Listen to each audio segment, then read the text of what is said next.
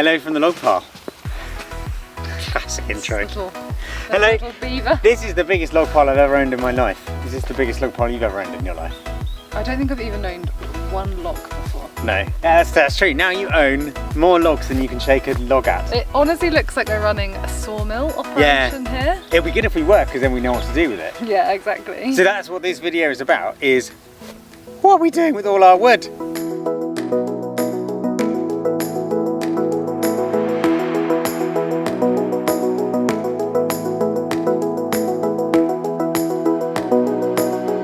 If you didn't know and haven't seen our previous videos, we had 7 huge trees that were really close to our house, too close, that we had taken down last week. So Conifers. if you haven't seen that, check it out. It's pretty impressive. This is the result. So let's go for a bit of a wander. Come with us as we go and work out what we've got and what maybe we're gonna do with it over the next time period. Come on then. Where should we start?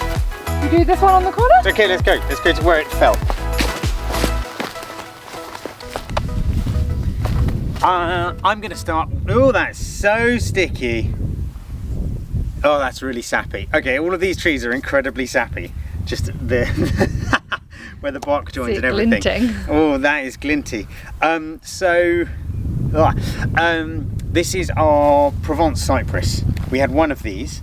And you can see it is not a single trunk. We got 1, 2, 3, 4, 5, 6, 7, 8, 9, 10, 11, 12, 13, 14, 15, 16, 17, 18, 19, 20, 21, 22 separate branches. Oh, and a few more down there. And this is the second slice, I think. The first slice is just behind me. So this is largely going to be firewood. It's not good for like planks or anything like that. But we've had a thought. Because it's got so many individual sort of like medium-sized branches, small-sized branches, we think we might do something fun with them, which we'll show you just down here. Right, so this is a good example, if I can show you amongst these.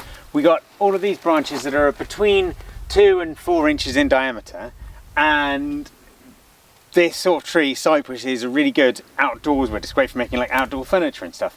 So we are going to turn these into fence posts for the whole boundary of the land.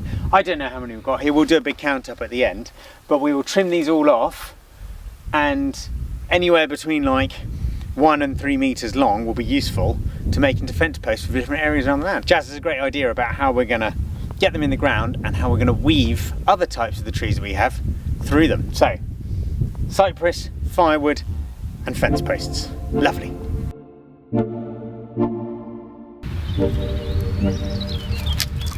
This next tree is a blue cypress tree, and as you can see, it's a very big log, and this is only half of it, the other half is behind me. For this one, we would love to make floorboards out of it. It's a really good length, there's loads of wood here. We obviously haven't done this before, so we do need to speak to some professionals first to make sure that we have the right kind of wood and we can treat it in the right way, etc. But we're hoping that we can do floorboards for 2 or 3 bedrooms out of these trees, which would be epic. You may be wondering why we took all of these trees down. There are many reasons we've gone through in previous videos, but now we've taken them down, we can see that without failing, all of them have some form of dead wood, rot, and it's a beetle actually that goes up inside them.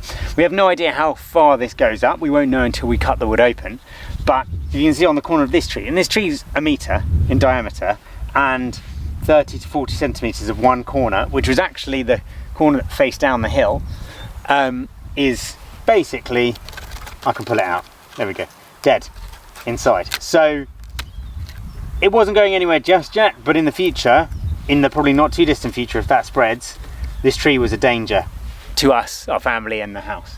And this is another smaller tree that was next to it, which has got the rot right through the core and around the outside a bit more spread around. So every single one of these had a problem.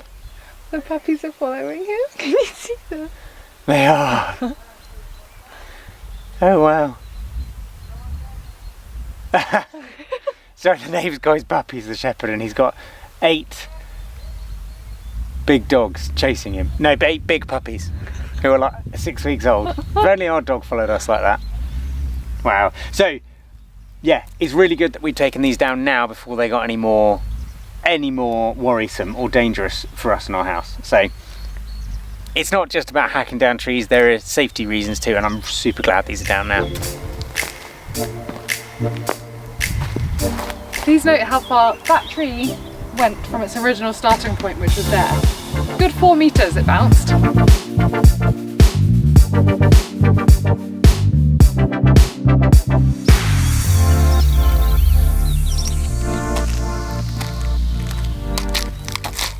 I could nearly wobble this tree, God knows how much it weighs. Right in the bottom of the frame you can see there's one more that was taken down, which is going to be, it's already cut into 4 meter lengths, which is, we think, usable, and that's really nice. This is a big old tree. It actually fractured down there and split when it came down, which was noisy as. But this is also going to be used as a floorboards for us as well. We think, again, close to 1 meter. That one down there is 70 centimeters at its base. These fell really nicely straight down. Didn't even hit the little trees over there. But the one behind us is the fun bit that we did deliberately. Welcome to my bar, or at least the bar table. So this one we've had cut to like 1.5 meters or so, basically elbow heights for people, and yeah, we're going to make this into like a little bar table, which I think would be really cute. So you can put some stools around it and you can rest your drinks on it, and we'll treat it and make it all look nice. So this will be our bar table.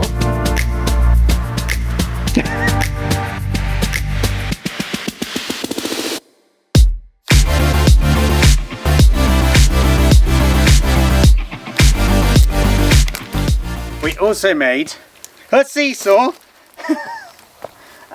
which Jazz is not yet. Oh, that's good. Oh, but yeah, so we made a seesaw out of these 2 logs, but they'll also be floorboards. And it's hard to concentrate and talk whilst balancing like this. There's a pile here. That is the start of a pile of firewood. So a large part of these trees is going to be burnt. All of the bigger branches are going to be done like that because they are not straight. So they've been cut into meter lengths, and we've got another couple of stacks already, and there'll be, I don't know, probably about 7 or 8 cubic meters of wood that we'll burn. Well, we will cut, stack, store and dry. That firewood is super important for us over the next couple of years, and the great that we can be self-sufficient from it from these trees. But it'd be less wood from the tree than we originally thought, because we can do so much with the trunks. I'm doing a very dramatic stance here now in order to try and balance. Jazz, come from behind the camera and get on. No. Actually, it's quite a fun one person. Oh yes, look at that. I don't want, actually, can we just keep these here? Everyone's going to go dizzy watching you. I'm going to go dizzy watching me.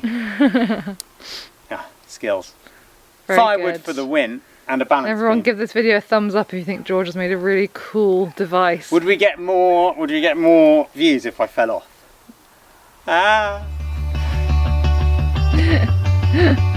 Unfortunately, he did not fall off. But seeing as we'd taken so many trees down, we thought it was about time to get started on putting new life back into the garden. So we went to a local market and bought, of all things, a pomegranate tree. Mainly because we were really surprised that that's something that we can actually grow here because of the climate.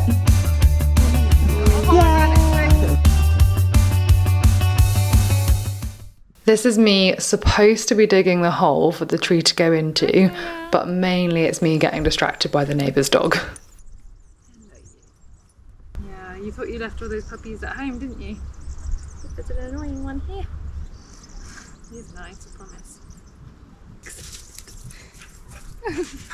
Good boy. Good boy, Blue. Good boy. Oh, you're not really helping me dig this hole, are you? Hey? Right, I've got to put this pomegranate tree in. We're digging a hole for the pomegranate tree. But every time I'm outside, Taya comes over and then I just get distracted.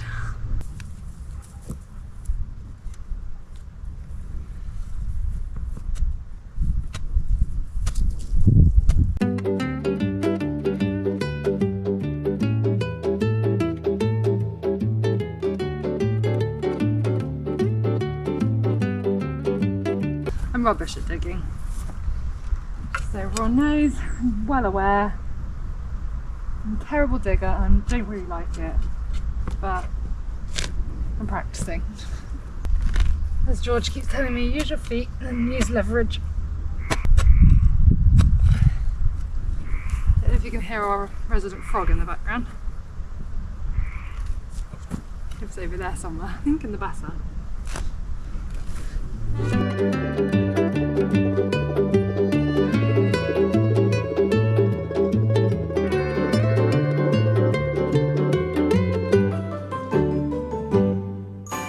Where are we going?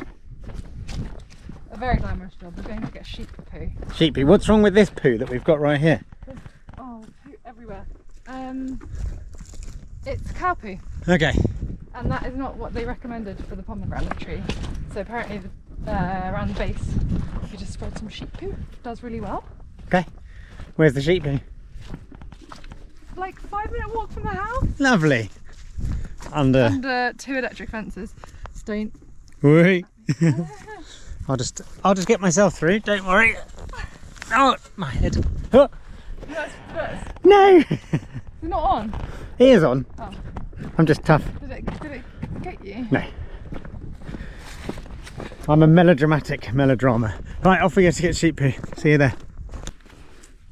We found some poo. We've gone a bit further than we thought. Yeah. Oh my god. Yeah, we've had to go a bit further than we thought, and it's slightly older than we thought, but it's still all the constituent parts, right? I think so. Bit of water on it. Yeah, get it in the soil. Lovely stuff. That's not a poo. How many times can we say poo before we get copyright Is that struck? some there? Yes. I don't think anyone needs to really see us shoveling this too much. Right. Okay, we'll get some poo. You get the gist. Yeah.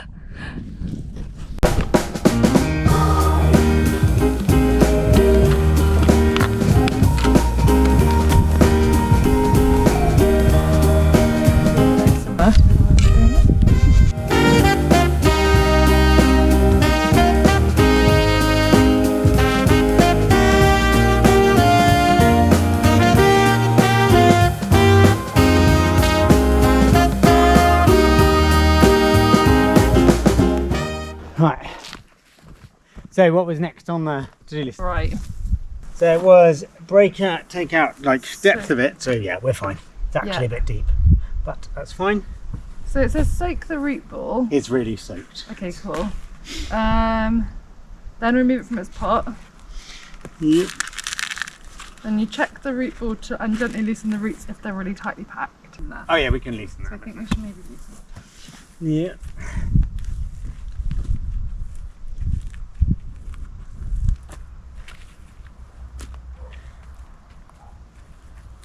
What about now? Oh yeah, we'll be fine. Yeah. Yeah. Okay, then it's fill it in. So yeah, then fill it in. Fill it in, then we'll put the sheep manure on top. Yeah, we'll just like position it. The area that we're planting this in is going to become an orchard. So the pomegranate tree is the first of quite a few fruit trees that we'll put here.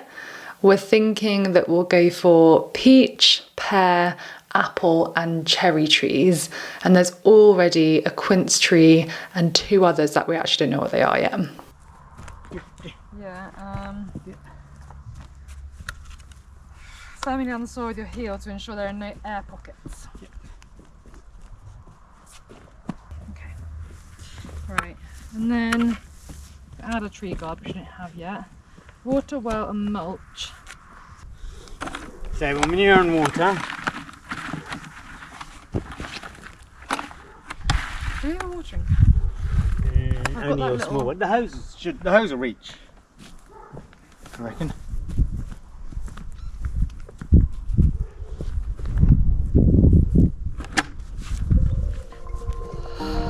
And with that, our first tree has been planted.